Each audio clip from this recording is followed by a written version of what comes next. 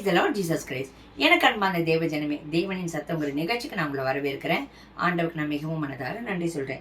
என்னோடு கூட ஏசாயாவின் புஸ்தகம் 54வது அதிகாரம் 10வது வசனம்.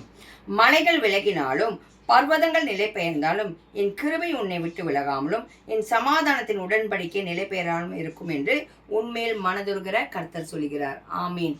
என்னவா, மலைகள் கூட விலகிலுங்க, பர்வதம் கூட இடத்தை விட்டு போயிடுமா. அதாவது நீங்க நம்பி இருக்கிற மனுஷங்க, உங்களுக்கு உதவி செய்யவேன்னு சொன்னவங்க, நீங்க நம்பி இருக்கிற உங்க படிப்பு, உங்க தொழில், உங்க வேலை, உங்க பணம், உங்க ஆஸ்தி, உங்க சம்பத்து, உங்க குடும்பம், உங்க ஊழியம், எதுவா வேணாலும் இருக்கட்டுமே, உங்க பொருள், தங்கம், வெள்ளி, எதுவா வேணாலும் இருக்கட்டுமே, நம்பி இருக்கிற உறவுகள் எல்லாமே என்னமா, மலைகள் கூட விலகிறது போல விலகிடலாம், பர்வதங்கள் நிலை பெறது போல அவங்க மாறிடலாம். ஹெல்ப் பண்ணுவேன்னு சொல்லியிருக்கலாம், ஆனாலும் ஏதோ சூழ்நிலை நிமித்தம் அவங்களால பண்ண முடியாம போகலாம்.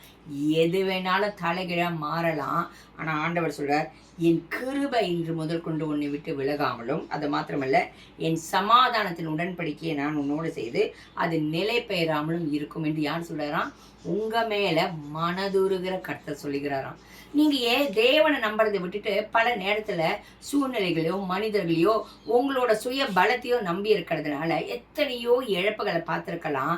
ஆனா என்னைக்கு நம்ம நேத்திக்கு பார்த்தது போல தேவன் பக்கம் நீங்க மனம் திரும்பி வரைச்சே, ஆண்டவரே கர்த்தர் பேர்ல நான் நம்பிக்கையா இருக்கிறத விட்டுட்டு மனுஷங்க பேர்லயும், சூழ்நிலை பேர்லயும், ஆஸ்தி பேர்லயும், சம்பத்து பேர்லயும், பணத்து பேர்லயும், ஆண்டவரே என் உழைப்பின் பேர்ல வச்ச நம்பிக்கையை மன்னிங்கப்பான்னு சொல்லிட்டு, வேற விக்கிரகங்களை வணங்கின பாவத்தை மன்னிங்கப்பான்னு சொல்லிட்டு, இன்னைக்கு உங்க நம்பிக்கையை கர்த்தர் பேர்ல நீங்க திருப்பறிச்சு, அவர் எப்படியா, மலைகள் கூட விலகலாம், பர்வதங்கள் நிலை பெறலாம், ஆனா தேவனுடைய கிருபையும் சமாதானத்தின் உடன்படிக்கையும் உங்க மேல மனதிற்கனால இனி உங்களை விட்டு விலகாதுன்னு அவர் என்ன பண்ற, ஒரு உடன்படிக்கை பண்ணுகிறார்.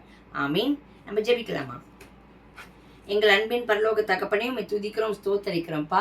இன்றைக்கும் கூட உங்கள் பிள்ளைகள் ஆண்டவரே மனம் திரும்பும் போது ஆண்டவரே, அவர்கள் நம்பி இருக்கிற மனிதர்கள், நம்பி இருக்கிற ஆஸ்தி பாஸ்தி, வேலை, உழைப்பு, ஆண்டவரே ஊழியம், எதுவா வேணாம், உறவுகள் எதுவா வேணாலும் இருக்கலாம் ராஜா, அது எல்லாம் விலகி போனா கூட தேவனே உங்களுடைய நித்திய கிருபையினாலும் ஆண்டவரே உங்களுடைய உடன்படிக்கையினால ஆண்டவரே சமாதானத்தின் உடன்படிக்கை செய்கிறீர் ராஜா.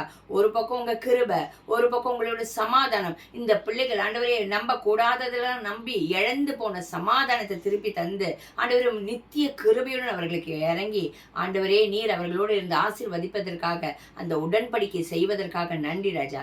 இயேசுவின் நாமத்தினால ஜெபிக்கிறோம் பிதாவே. ஆமீன். ஆமீன். God bless you.